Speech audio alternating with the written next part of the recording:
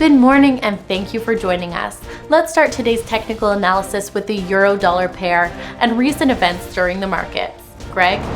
The euro-dollar pair has fallen 0.4% in the last session. The Williams indicator has transitioned sharply into the oversold area.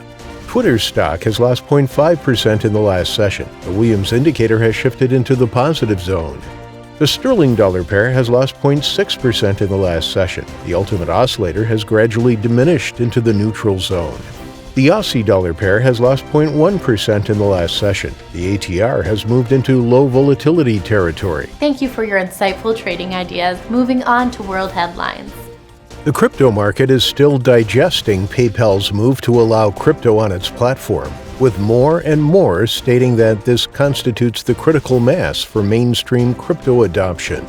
A dearth of action in fixed income markets is prompting bond investors to focus more on currencies to spot market trends.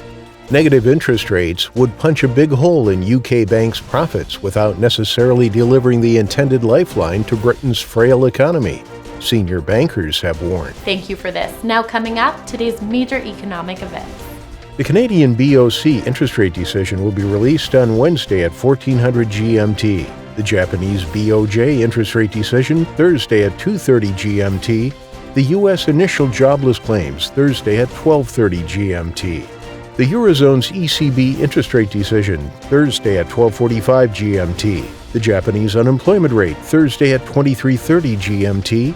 And the Eurozone's unemployment rate Friday at 1000 GMT. We hope that you've enjoyed today's market outlook. On behalf of all of us here, we wish you a productive trading day.